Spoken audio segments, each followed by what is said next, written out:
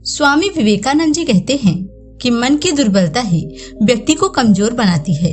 हमारे मन की यह प्रवृत्ति है कि हम जैसा सोचते हैं वैसे ही बन जाते हैं। इसीलिए तो कहते हैं कि मन के हारे हार है और मन के जीते जीत। यदि कोई व्यक्ति अपने मन से यह कहे मैं तो दूसरों से ज्यादा ताकतवर हूँ, तो वह दूसरों से अधिक ताकतवर बन जाता है, क्योंकि सारा खेल इस मन का ही है। विवेकानंद जी कहते हैं कि जो मनुष्य यह सोचता है कि मैं दूसरों की तुलना में काफी कमजोर हूँ, तो वह व्यक्ति कमजोर बन जाता है। बुरे विचारों को यदि हम अपनाते हैं तो हम कमजोर बन जाते हैं। वहीं दूसरी तरफ अगर उसके मन में अच्छे विचार आते हैं तो वह खुद को बलवान समझता है। इसीलिए विवेकानंद जी कहते हैं आपको खुद से लड़ना है, आपको अपने अंदर की भावना पर काबू पाना है, न कि इसे बाहरी संसार में ढूंढना है। मैं आपको यह बताना चाहती हूँ कि ब्रह्मांड की सारी शक्तियाँ आपके अंदर भरी पड़ी हैं।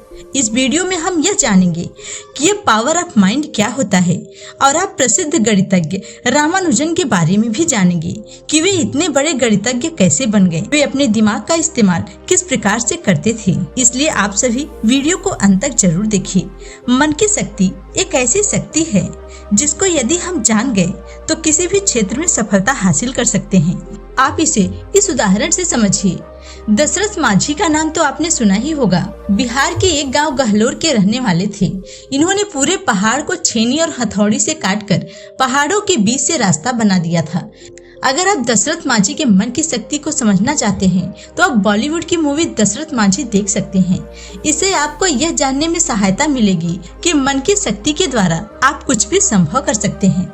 स्वामी विवेकानंद जी कहते हैं मन दो प्रकार के होते हैं, चेतन मन और दूसरा है अवचेतन मन। चेतन मन वह मन है जिसे आप जागरूक होकर सोचते हैं, और अवचेतन मन वह मन है जो सुप्त अवस्था में भी कार्य करता है। चेतन ही हमारे मन के विचारों और कार्यों को नियंत्रित करता है, लेकिन अवचेतन मन हमारे जीवन पर बहुत अधिक प्रभाव डालता है। जब हम अपने चेतन मन से सकारात्मक विचार सोचते हैं तो इस विचार को अवचेतन मन ग्रहण कर लेता है। फिर अवचेतन मन उन विचारों को वास्तविकता में बदलने लगता है। इस तरह यदि हम सोचते हैं कि हम स्वस्थ और फिट रह सकते हैं तो अवचेतन मन हमें स्वस्थ रहने के लिए आवश्यक कार्य करने में लग जाता है। स्वामी जी कहते हैं कि अपने दिमाग की गहराई को अच्छी तरह से जानने के लिए ध्यान करो, क्योंकि ध्यान वह प्रक्रिया है जिसके द्वारा हम अपने आप को जान सकते हैं। मैं इस धरती पर क्यों आया हूँ, मैं कौन हूँ, मेरे जीवन का क्या उद्देश्य है। सबसे ध्यान देने वाली बात यह है कि जब भी आप ध्यान करें तो ध्यान के बारे में जानकार व्यक्ति से सलाह ले लें, उसके बाद ही ध्यान करें, या उसके सानिध्य में रहकर ध्यान करें तो बहुत अच्छा होगा। स्वामी जी कहते हैं जो व्यक्ति अपने जीवन से निराश हो गए हैं उन्हें अपने आप को खोजने की जरूरत है। आपको अपने अंदर के विश्वास को जीतना है, अपने अंदर की ऊर्जा को खोजना है। आपके सामने कोई भी समस्या आ जाए पर आपको घबराना नहीं है, आपको यह कहना है कि सब ठीक है, सब ठीक हो जाएगा। स्वामी विवेकानंद जी का यह कहना था कि अगर आप समस्या आने पर ऐसा सोचना या बोलना शुरू कर दें तो धीरे धीरे कठिनाइयाँ और समस्याएं समाप्त होने लगेंगी। जो इंसान आज के समय में हार मान चुका है, वह एकदम से निराश हो चुका है, पूरी तरह से उम्मीद खो चुका है, उसे अपने मन से कहना पड़ेगा कि जो होगा देखा जाएगा। मुझे किसी भी चीज का डर नहीं है, मुझे समाज के लोगों की बातों का फर्क नहीं पड़ता। स्वामी जी कहते हैं जो व्यक्ति खुद को दुनिया से ऊपर समझता है, जिसको अपने जीवन का महत्व पता है, वह सच्चे कर्मयोगी होते हैं। तुम्हारे अंदर वो सारी शक्तियाँ हैं जो तुम्हारे जीवन को तुम जहाँ ले जाना चाहते हो वहाँ ले जा सकती हैं। लेकिन आपने अपने अंदर की उस शक्ति को, अपने उस आवाज को कहीं खो दिया है।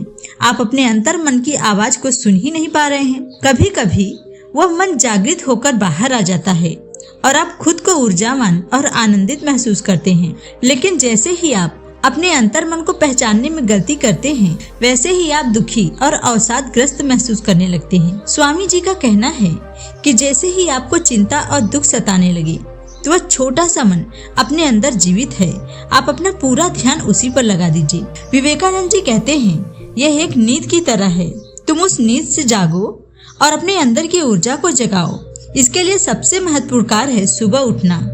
आपको सुबह उठना चाहिए। अब आप कहेंगे क्या रखा है सुबह उठने में, क्यों जागूं मैं, क्या फायदा है सुबह उठकर। लेकिन आपको ऐसा बिल्कुल भी नहीं सोचना है। आपको अपने अंतर मन की इस छोटी सी आवाज को सुन लेना है और अपने मन में ही बोलना है कि मैं खुद को टूटने नहीं दूंगा। हे मन उठो, जागो और तब तक ना रुको जब तक कि तुम लक्ष्य को प्राप्त ना कर लो। दोस्तों, अगर आप हमेशा नेगेटिव सोचते हैं, आप छोटी छोटी बातों को लेकर परेशान हो जाते हैं, आप तनाव में रहते हैं, तो जो आपको परेशान कर रहा है आपको उसके बारे में नहीं सोचना है।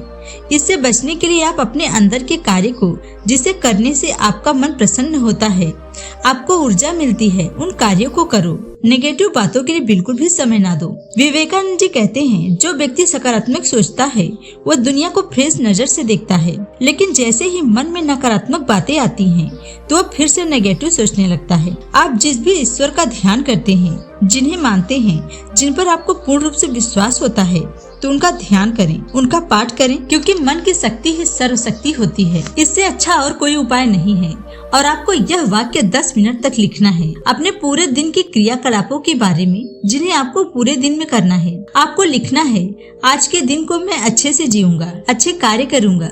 स्वामी जी कहते हैं, आपको प्रकृति से प्रेम करना चाहिए, क्योंकि प्रकृति ही ईश्वर का स्वरूप है। शांत मन से प्रकृति को देखना है। इसे मैं समझाती हूँ आपको श्री रामानुजम के जीवन की इस घटना से। एक बार श्री रामानुजम को गणित के बहुत बड़े विद्वान मिस्टर हार्डी ने मिलने के लिए इंग्लैंड बुलाया और रामानुजन मिस्टर हार्डी से मिलने चले गए। कुछ दिन वहाँ पर रहे जहाँ पर वह रहते थे। उस कॉलेज के बगल में एक छोटे जंगल जैसी झाड़ियाँ थी। सुबह सुबह रामानुजन उन सब पेड़ों से बात कर रहे थे। सुबह का समय था और कॉलेज चालू था। कॉलेज आने जाने वाले लड़कों ने रामानुजन को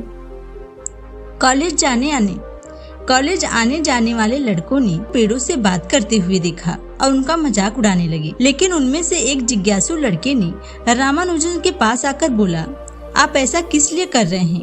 क्या ये पेड़ पौधे आपकी बातें सुन रहे हैं? रामानुजन मुस्कुराते हुए बोले, अगर आप मन की और अंतर आत्मा से किसी से भी बात करें तो वो आपकी बात को जरूर सुनता है, चाहे इस संसार की कोई भी चीज हो, क्योंकि प्रकृति से ही सृष्टि बना है। इस सृष्टि से ब्रह्मांड की चेतन उपस्थिति है, जिसे हम अपने अंतर्मन से देख सकते हैं।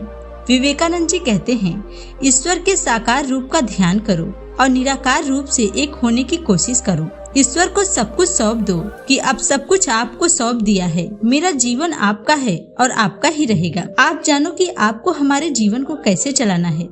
इस दुनिया में कोई अपना नहीं है, सिर्फ आप अपने हो। हे ईश्वर, हे परमात्मा, अब मैंने आपको सब कुछ सौंप दिया है।